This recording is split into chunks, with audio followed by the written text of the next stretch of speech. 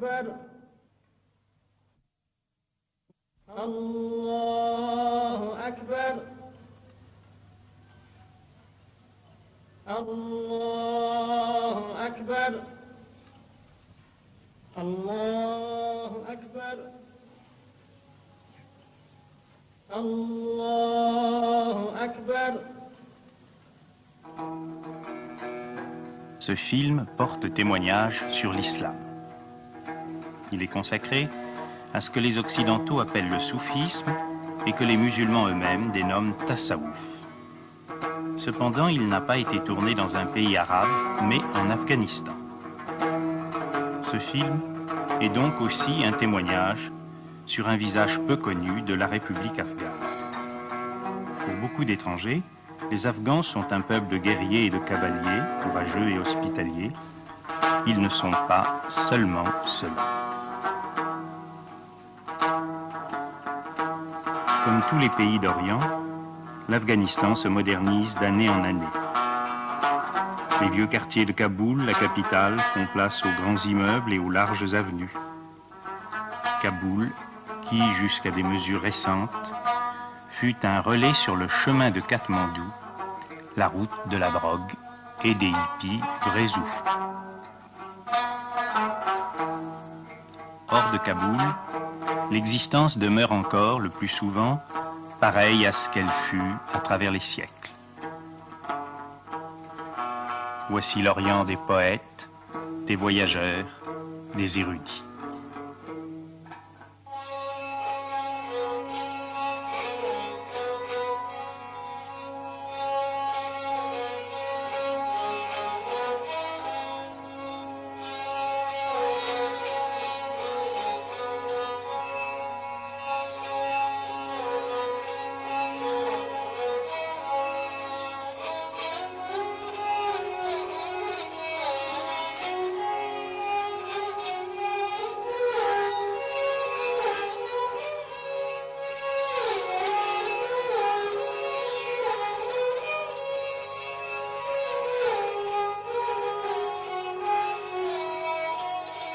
La paix d'une vie plus simple fait redécouvrir aux voyageurs des trésors qu'il portait en lui-même, mais qu'il avait depuis longtemps oubliés. Outre Kaboul, l'Afghanistan compte 4 villes importantes. Jalalabad du côté du Pakistan, Kandahar au sud, Mazar-e-Sharif au nord, Herat à l'est vers la frontière de l'Iran. Toutes ces villes anciennes ont eu en Asie une importance culturelle et spirituelle importante. Car l'Afghanistan n'est pas uniquement une terre de violence et de courage, c'est aussi une terre de sagesse.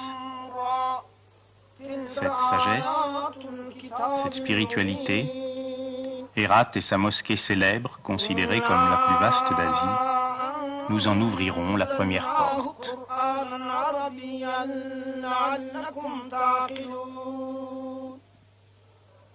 نحن نقص عليك أحسن القصص بما أوحينا إليك هذا القرآن وإن كنت من قبله لمن الغافلين. Herat, ce n'est pas seulement la mosquée. C'est un enchevêtrement de rues et de ruelles et des milliers de demeures qui ne s'ouvrent pas toutes aux visiteurs et aux étrangers. Dans ces demeures bat le cœur secret de l'Afghanistan, le cœur de l'islam. L'islam sunnite, celui des pays arabes, et non chiite, celui de ce voisin célèbre, la Perse. À la terrasse d'une de ces demeures, 3 hommes boivent ensemble le chai et sabz, le thé vert, la boisson nationale des Afghans. Un musulman orthodoxe ne boit jamais de vin ou d'alcool, et hors des milieux évolués de la capitale, la plupart des Afghans sont demeurés des musulmans convaincus. 2 de ces hommes sont pour moi des amis de longue date, des frères, compagnons depuis bien des années de mes pérégrinations dans l'islam afghan. Celui qui les reçoit aujourd'hui, l'homme encore jeune au bonnet d'Astrakhan, est un soufi, le disciple d'un maître. Son nom est Abdul Samad. Il travaille comme fonctionnaire. Il a trouvé sa place dans l'Afghanistan en voie de développement. Il ne porte pas la barbe, qui est pourtant de tradition. Mais il est l'héritier d'un enseignement ésotérique qui remonte au prophète Mohammed. Il est rattaché à une lignée initiatique, ce qu'on appelle en arabe silsila. Il a reçu d'un maître la transmission de l'influence spirituelle, la baraka. Par la vogue récente des gourous hindous ou tibétains, le mot maître est devenu à la mode. Mais le soufisme afghan ou arabe demeure encore à l'abri de toutes les modes. Et la relation sacrée du maître au disciple a gardé son exigence, sa simplicité, sa pureté et sa grandeur. Le maître enseigne à être, à mourir à ses limitations, une mort que les soufis dénomment fana, pour demeurer dans la conscience infinie, la glorieuse liberté appelée baka, la subsistance en Dieu. Des maîtres, des pires, représentant différents ordres religieux ou tarikats, l'Afghanistan en compte plusieurs, aujourd'hui encore. Ils sont disséminés à travers tout le pays et résident souvent dans des villages presque inaccessibles. Seul, je crois, celui qui a longtemps souffert de ressentir sa condition humaine comme imparfaite, inachevée, et qui a un jour trouvé son guide sur le chemin de la transformation de l'être, sait à quelle profondeur s'enracinent l'amour et la gratitude du disciple. Non qu'un maître soit plus grand qu'un autre, même si son âge avancé lui vaut encore plus de vénération, car le mot persan pir, employé en Iran et en Afghanistan pour désigner les maîtres spirituels, signifie tout simplement vieux, âgé. Mais c'est mon maître, ou plutôt je suis son disciple. C'est lui qui a accepté la charge de me guider, moi, sur le chemin de la purification et de la libération intérieure. Ce sage, dont la conscience est déjà presque dépouillée de l'enveloppe physique, est centenaire. Il n'enseigne que par le silence, mais le silence d'un sage est plus riche que toutes les paroles. Autant que toutes les autres doctrines ésotériques, le soufisme, ou tassaouf, donne à la filiation traditionnelle de maître à disciple une importance fondamentale. Les disciples, ou mourides, d'un même pir, se ressentent profondément comme des frères. Sentiment de fraternité qui, chez les soufis, s'étend à l'humanité entière, y compris les non-musulmans. J'en sais quelque chose. Quelques Européens ont approché ce maître du village d'Opian. Je ne pense pas qu'ils puissent oublier jamais l'amour que celui-ci leur a témoigné. D'autres sages donnent une extension populaire à leur message. Établi malgré sa célébrité personnelle dans un humble village perdu dans les montagnes, le maître de Tagob a laissé venir à lui tous ceux qui avaient soif de la vraie vie.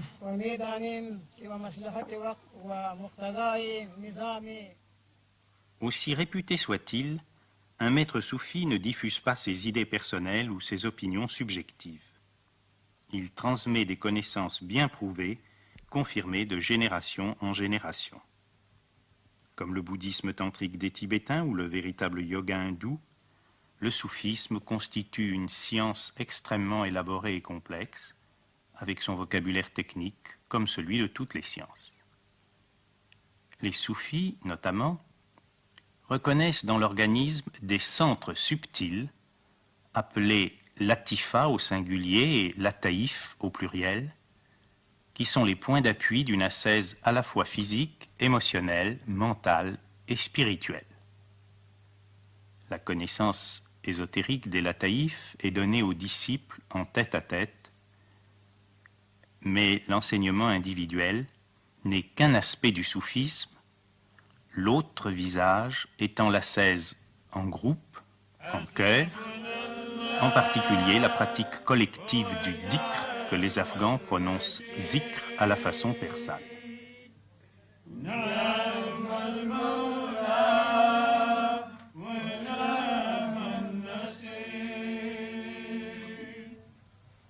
حسبنا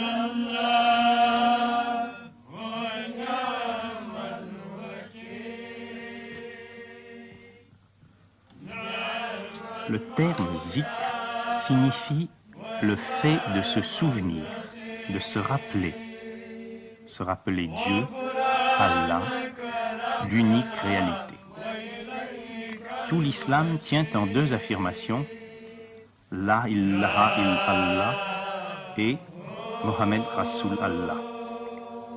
La seconde de ces affirmations signifie Mohammed est le prophète ou l'envoyé d'Allah. La première est traduite généralement en français « Il n'y a de divinité que Dieu ». Les soufis donnent à cette vérité son sens métaphysique, ésotérique. Tout est relatif, sauf l'absolu. Se souvenir d'Allah, c'est donc se souvenir de sa propre réalité fondamentale, affirmant la réalité de Dieu, déniant une réalité indépendante à tout ce qui n'est pas Dieu.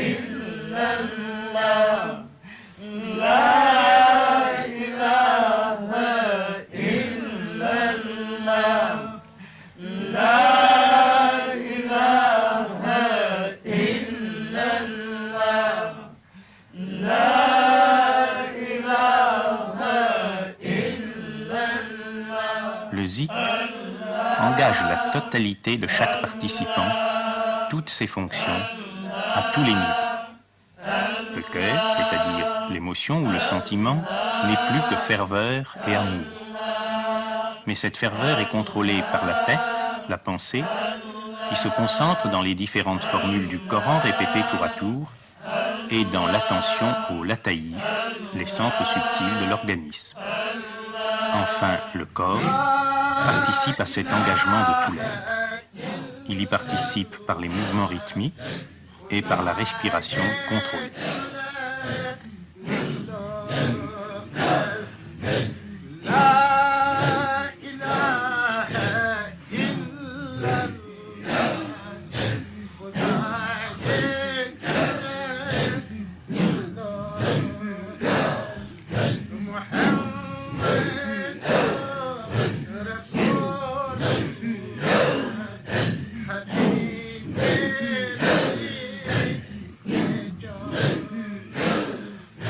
Celui qui tenterait de prendre part à un zikr sans en avoir maîtrisé les techniques serait épuisé ou suffoqué au bout de quelques minutes.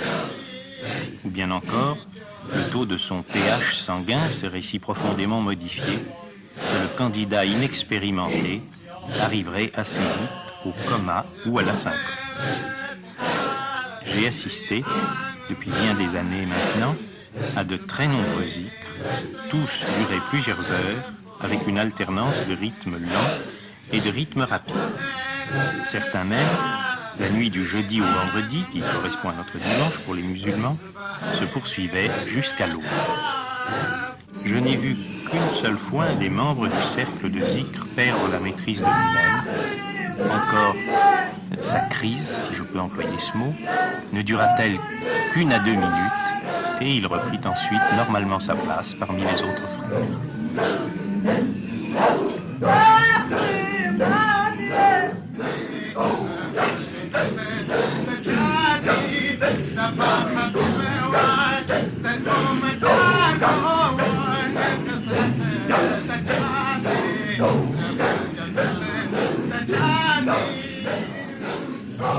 Que le zikr permette de s'exprimer à une énergie et à des forces venant des profondeurs de la conscience, cela est certain.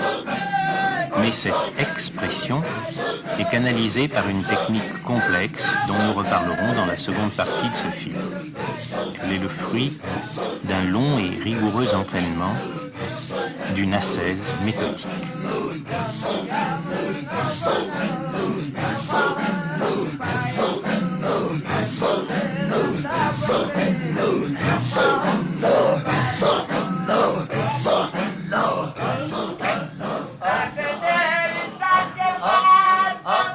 Le maître de la confrérie lui-même ne participe pas au zikr.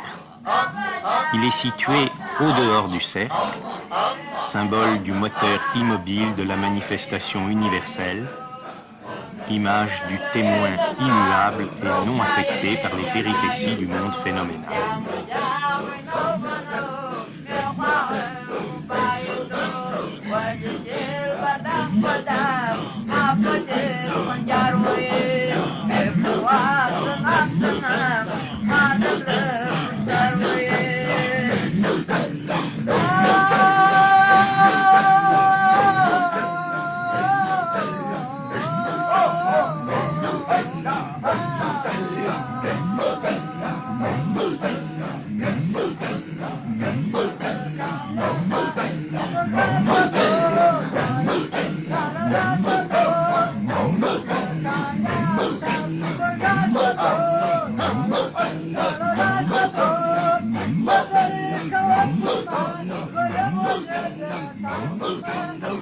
Fondé sur la connaissance et la maîtrise des énergies subtiles, le zikr est une science ésotérique.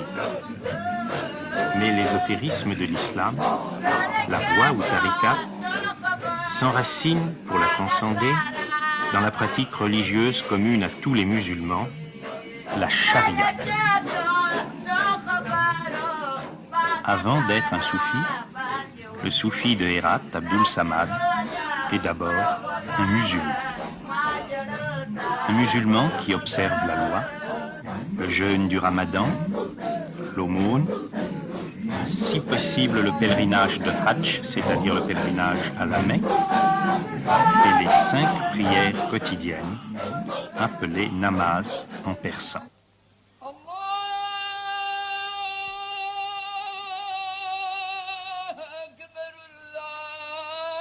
Le soleil ne s'est pas encore levé sur Hérat, que Soufi Abdul Samad accomplit la première prière, celle de l'aube.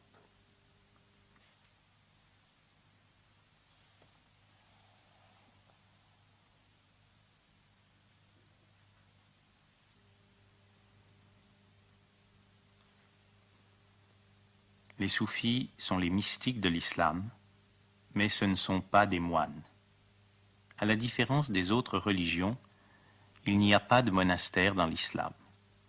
Le prophète Mohammed a réussi ce miracle d'instaurer pour 14 siècles une société qui est tout entière un vaste monastère, avec ses 5 prières quotidiennes, elles-mêmes précédées par les ablutions rituelles. Elles ponctuent la journée des musulmans, comme les offices de tierce, de sexte ou de nonne, jalonnent les heures du moine chrétien. Allahu Akbar, Dieu est grand.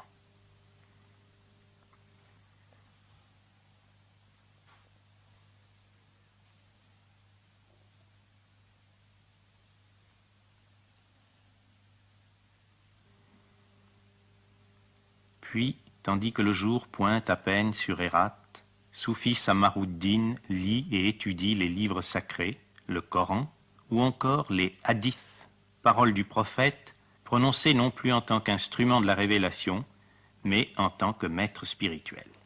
Ces hadiths comprennent un certain nombre de paroles les plus précieuses de la tradition universelle. Parce que les peuples du tiers-monde sont statistiquement illettrés, on oublie trop souvent à quel sommet de culture et d'érudition ont atteint les mondes anciens. On oublie aussi la mémoire de ceux qui apprenaient par cœur, de bouche à oreille, les livres de sagesse et les paroles de vie. Aujourd'hui, que dans l'édition comme partout, le règne de la quantité a remplacé celui de la qualité, le respect et la vénération dus aux livres ont presque disparu, tandis qu'ils sont demeurés intacts dans le monde hindou, bouddhiste ou musulman.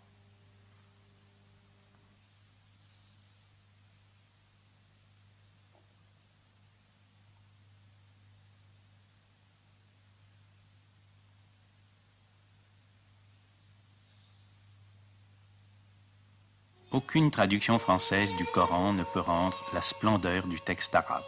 L'arabe, comme le sanskrit, est en effet une langue sacrée, transmettant une grande partie de l'enseignement par la composition même des mots, le jeu des racines, des préfixes et des suffixes. Même les premiers balbutiements, les premières leçons d'arabe classique sont déjà un émerveillement pour celui qui s'intéresse aux doctrines spirituelles. C'est pourquoi, dans la tradition musulmane, qu'elle soit arabe ou non arabe, l'amour des lettres doit être aussi compris au sens précis du mot, l'amour du signe graphique. La loi musulmane n'autorisant pas la peinture figurative, notamment la représentation des êtres humains, une grande part de l'art islamique a consisté dans le dessin parfait des lettres du Coran. Parfois, une sentence seulement est inscrite, décorée, enluminée. En s'imprégnant du sens sublime de ce qu'il dessine, ce calligraphe écrit les paroles qui résument l'enseignement métaphysique suprême du soufisme. La mawjud illallah, il n'est d'être que Dieu. C'est le non-dualisme, l'identité suprême. L'art des calligraphes, qu'il s'agisse des variantes de l'alphabet koufique, arabe, persan, décore les murs des mosquées et des madrassas, les universités religieuses. Des Corans innombrables depuis le VIe siècle ont été écrits à la main et précieusement conservés. Et il y a certainement dans le graphisme arabe une valeur universelle, puisque sa beauté picturale est sensible même à ceux qui ne parlent pas la langue.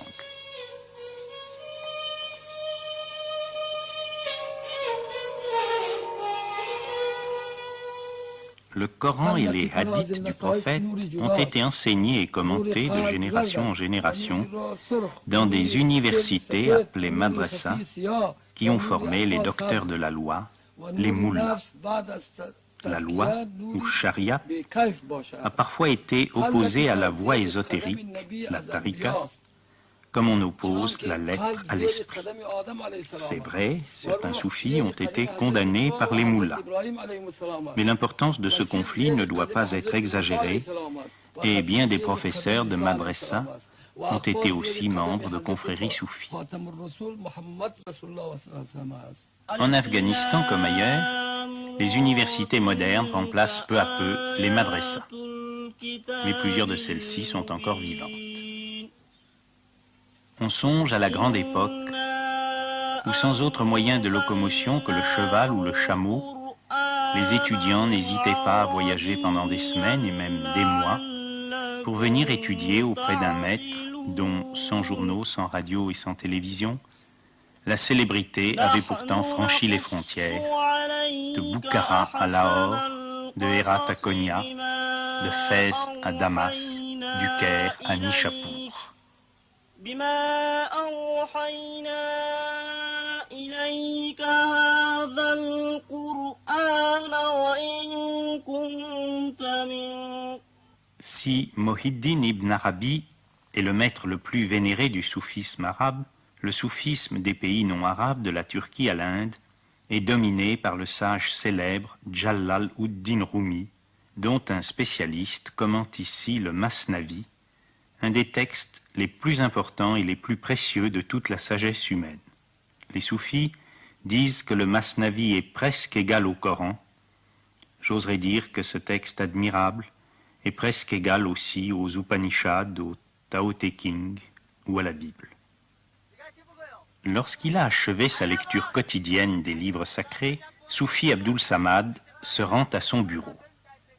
J'ai demandé à Abdul Samad de témoigner à travers ce film pour l'islam et le tassaouf en Afghanistan, car il m'a paru peut-être le plus exemplaire de tous les soufis que j'ai connus depuis 15 ans. C'est en effet un homme inséré dans la vie nouvelle, moderne de l'Afghanistan, et qui demeure pourtant indéfectiblement fidèle à l'enseignement du prophète et à la tradition de sa confrérie.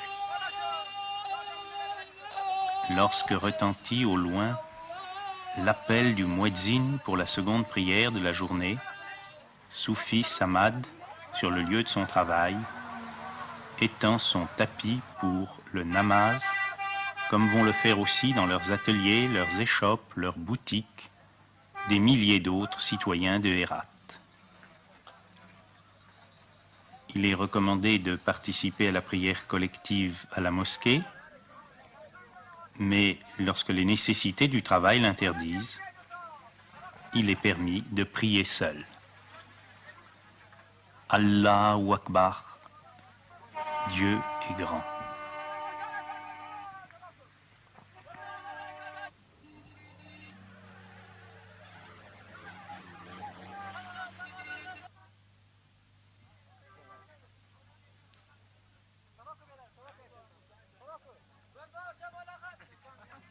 Assalamu alaikum.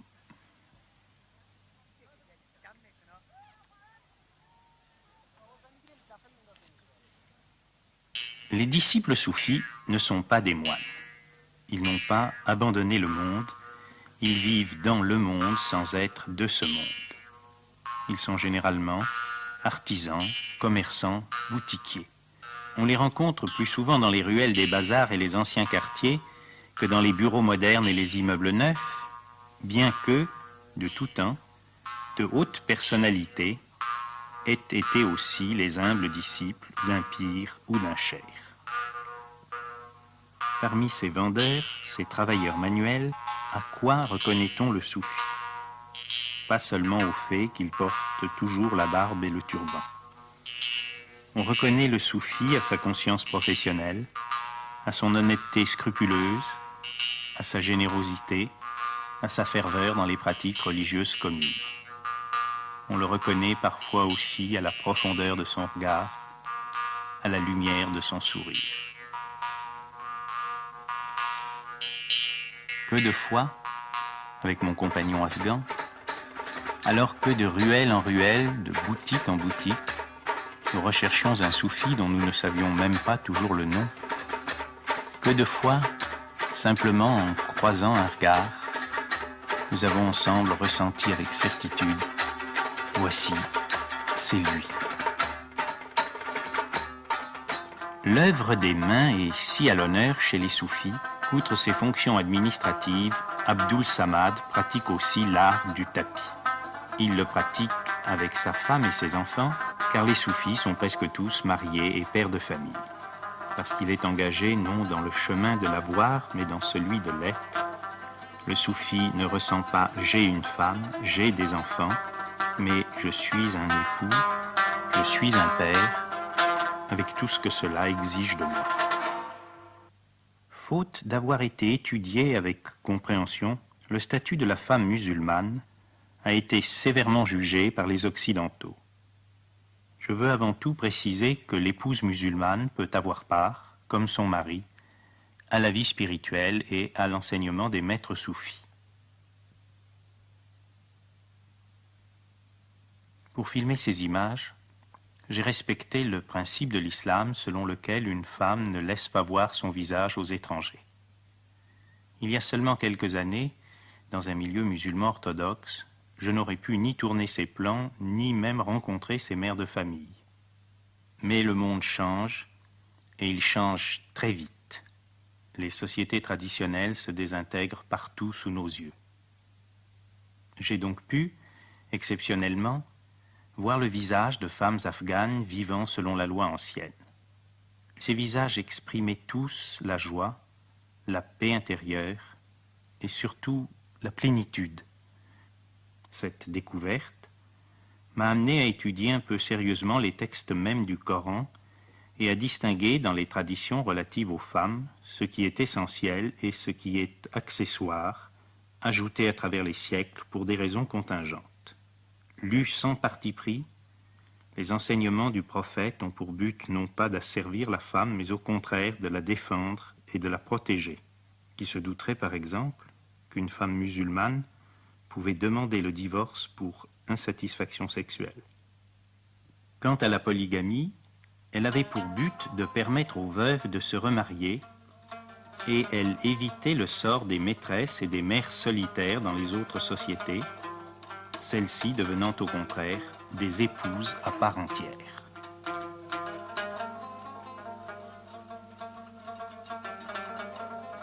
S'ils ont une femme et une vie sexuelle, les soufis, qu'ils soient maîtres ou disciples, sont également pères de famille. S'ils sont mariés avec 2 ou 3 épouses, leurs enfants sont d'autant plus nombreux. Parfois aussi, ce sont les neveux et nièces ou les petits-fils qui se groupent autour d'eux. Les musulmans en général et les Afghans en particulier ont un immense amour pour les enfants. Il arrive souvent que le fils d'un pir, d'un maître, pas forcément le fils aîné, soit choisi comme son successeur par les disciples. La célèbre parole de Jésus, « Laissez venir à moi les petits-enfants », m'est souvent revenue en mémoire lorsque je séjournais près de maîtres soufis. Peu de fois, j'ai été témoin de la tendresse et de la sollicitude avec laquelle ces sages, si respectés par les adultes, enseignaient les enfants. C'est souvent dans les premières années de l'existence que se joue un destin, et c'est une bénédiction pour un petit d'avoir été éveillé par un maître et d'avoir grandi sous son influence. Beaucoup de ces petits garçons et petites filles d'Afghanistan font encore leurs études dans les écoles coraniques, où ils apprennent non seulement à lire et à écrire, mais à réciter par cœur les vérités de l'islam. Tandis qu'au soleil, la chaleur sèche est écrasante, il fait frais dans l'ombre du préau. Cette école est située à l'intérieur d'une Hanaka, nom donné à la demeure d'un maître soufi et où se réunissent ses disciples, la Hanaka du Cheikh Sammaruddin, près de Mazar-i Sharif.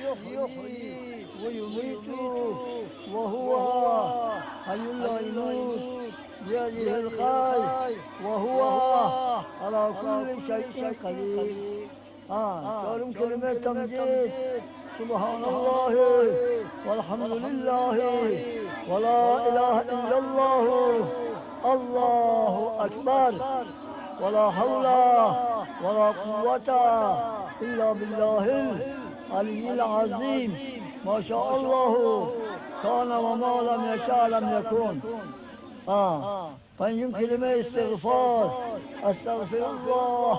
أستغفر الله تعالى من كل ذنب أذنبته عمدا أو خطأ سرا أو علانية. Les petites filles, autant que les garçons, apprennent dès l'enfance les attitudes de la prière ou namaz, cette prière que, du moins s'ils demeurent fidèles à la foi de l'islam, ils effectueront 5 fois par jour, tous les jours de leur vie. Chacune des prières quotidiennes comporte un certain nombre de séries d'attitudes successives, chaque série portant le nom de rekat. La participation du corps à la prière, gage de la vraie concentration, du vrai recueillement, est une donnée essentielle de toutes les disciplines spirituelles d'Orient. Les enfants sont naturellement dispersés et il n'est pas trop tôt pour leur enseigner à rentrer en eux-mêmes. Si son amour infini, sans limite, irradie sur tous les adultes qui l'approchent, le pire de Tagob est aussi une lumière pour les enfants.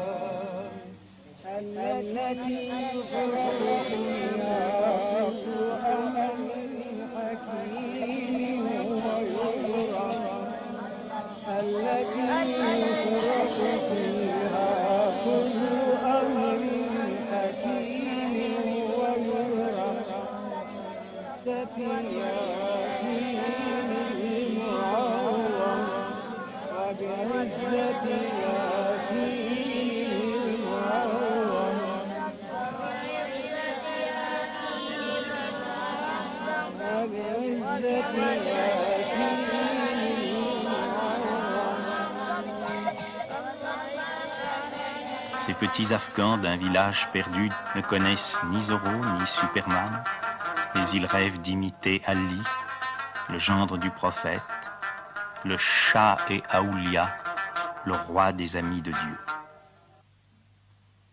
Au dernier rang, après la prière collective, les enfants font silence et restent immobiles avec les adultes. Puis leur voix claire se mêle à celle des hommes pour crier le nom d'Allah pour appeler Dieu de toute leur force, de toute leur foi.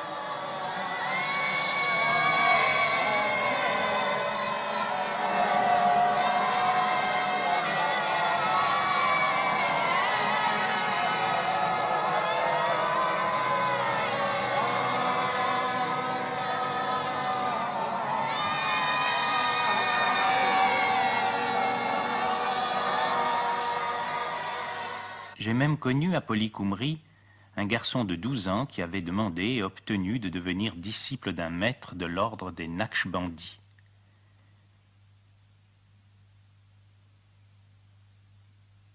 Je l'ai observé au milieu des adultes, pendant les zikrs silencieux, grave, paisible, établi en lui-même, déjà ouvert aux profondeurs de son être.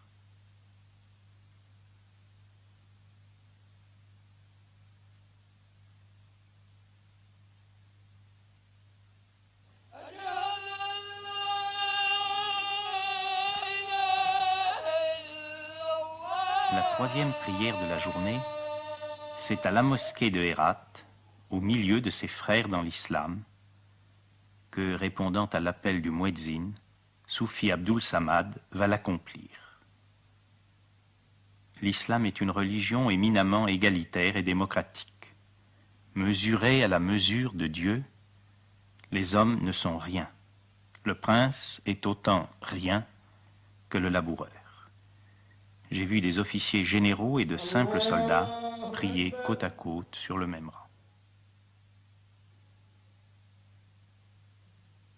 سمع الله لمن حمده الله أكبر الله أكبر الله أكبر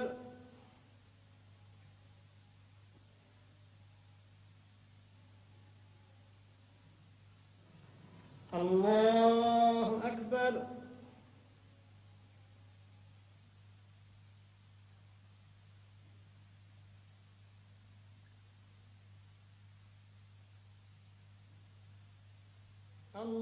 الله أكبر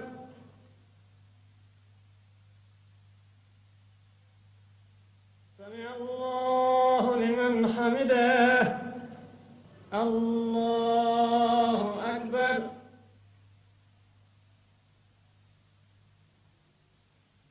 الله أكبر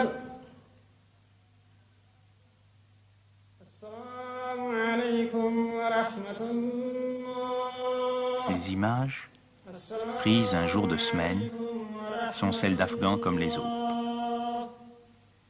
Mais dans certaines confréries de soufis, chez le pire de Tagog par exemple, le degré de purification des disciples, leur niveau d'être, est tel que la densité de la prière devient perceptible.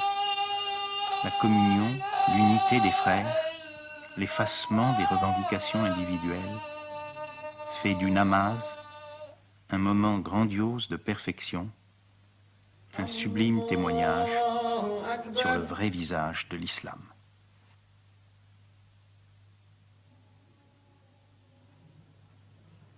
سمع الله لمن حمده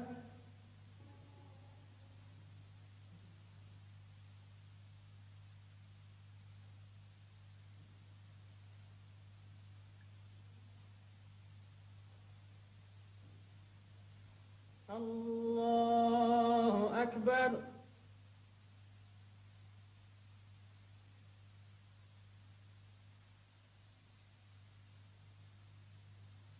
الله أكبر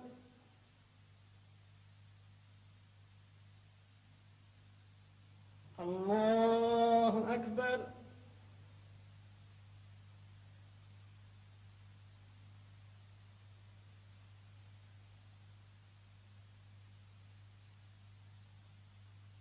الله أكبر السلام عليكم ورحمة الله. Après le troisième namaz de la journée, Soufi Abdul Samad se rend sur la tombe de Djami, qui fut à la fois un érudit et un mystique, et qui traduisit et commenta en persan le grand soufi arabe Mohiddin ibn Arabi.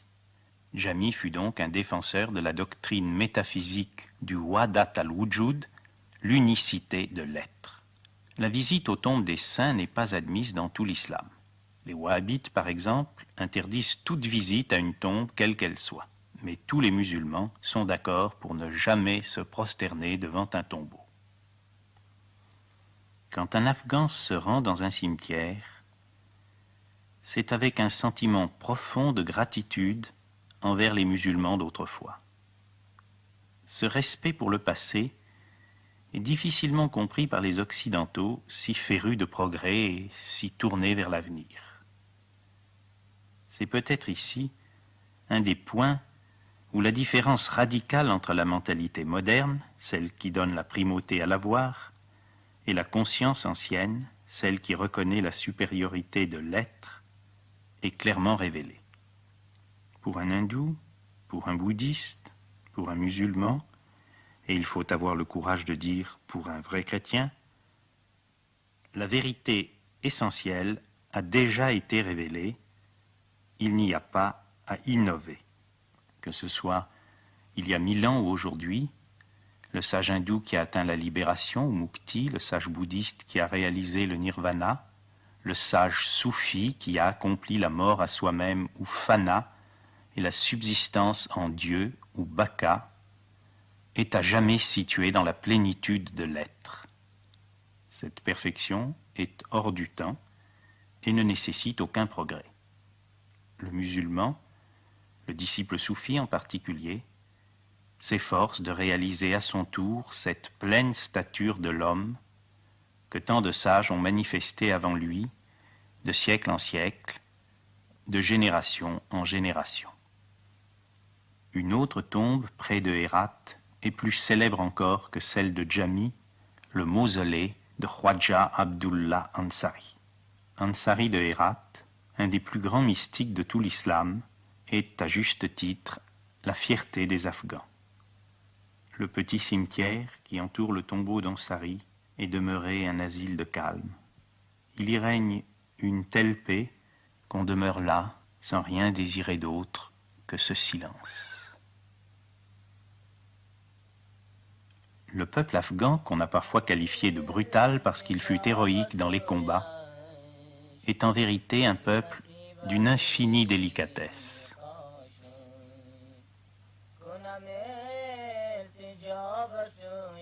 Les Européens ont souvent parlé du fanatisme des musulmans. Les Afghans incarnent parfaitement l'autre visage de l'islam, le visage de bienveillance, de respect, d'amour, de contemplation.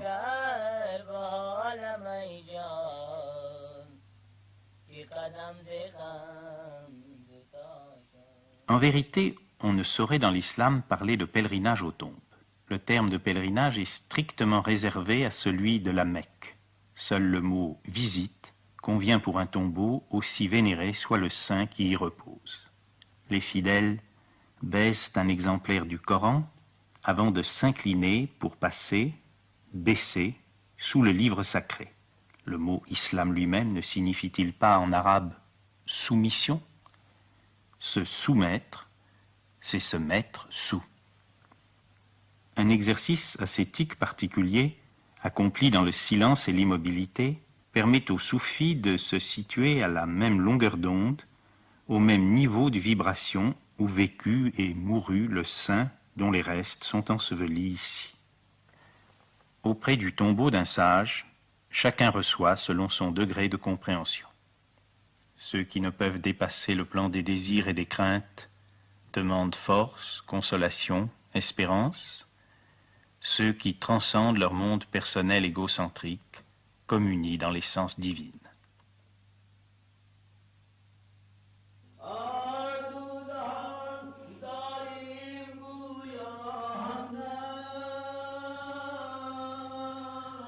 Si certains tombeaux ont une renommée locale ou provinciale, il est à Mazar-i-Sharif, dans le nord de l'Afghanistan, un haut lieu dont le rayonnement déborde largement les frontières du pays.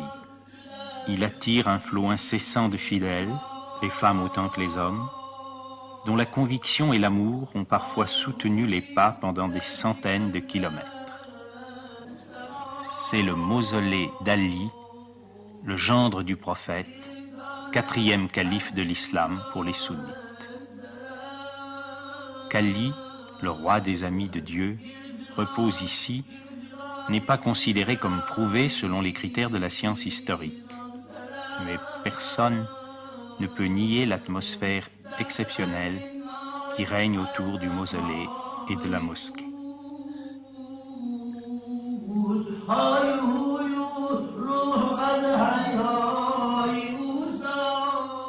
Trop de temples, d'églises, de mosquées même, à la surface de la planète, sont des lieux morts pour la foi, qu'on regarde et photographie comme on visite un musée.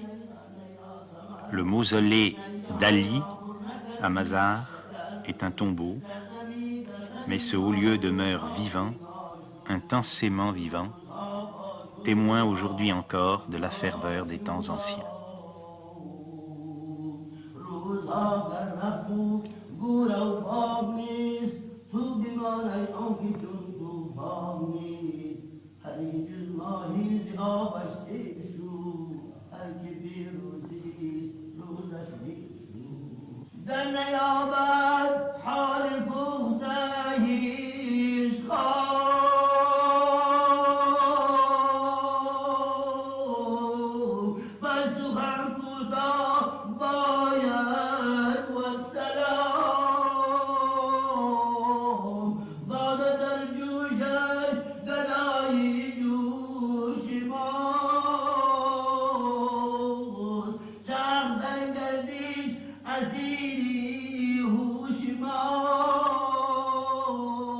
Après s'être recueilli sur la tombe du grand Jami, Soufi Abdul Samad se consacre à un exercice spirituel, ce que les soufis appellent wazifa, la répétition d'un des 99 noms de Dieu en s'aidant d'un chapelet.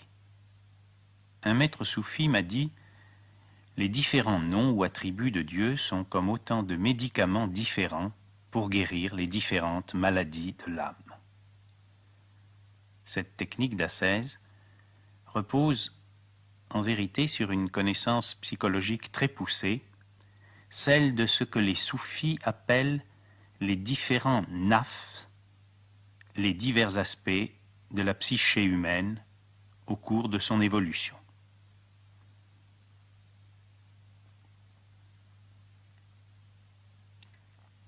Forme individuelle et silencieuse et immobile du zikr, la répétition du nom est une pratique essentielle du tasawwuf. À certains égards, on peut la rapprocher de la prière perpétuelle ou prière du cœur de l'hésychasme dans le christianisme orthodoxe, ou du japa hindou, ou encore de la répétition des mantras dans le bouddhisme tantrique.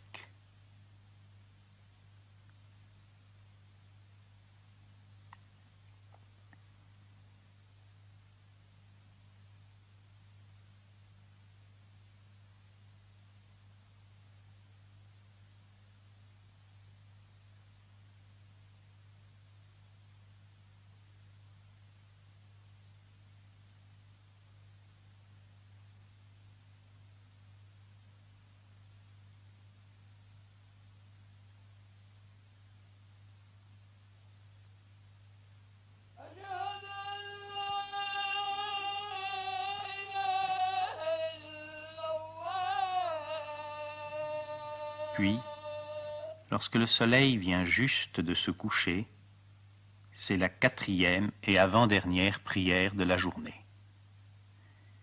Vous remarquerez que, tourné en direction de la Mecque pour prier, Soufi Abdul Samad s'est placé devant le tombeau de Jami afin de tourner le dos à celui-ci, confirmant par là le refus farouche de toute forme d'idolâtrie, aussi subtile soit-elle, qui fait la force et la grandeur de l'islam. Rien n'est divinisable qu'Allah, tout est relatif, sauf l'absolu. Le soir descend, la nuit tombe sur Hérat. Rentrer chez lui, avant de se coucher, Abdul Samad termine sa journée de musulman et de soufi par le 5e et dernier namaz. La ilaha illallah, Mohammed Rasulallah, il n'y a de divin qu'Allah, et Mohammed est le prophète d'Allah. Allahu Akbar, Dieu est grand.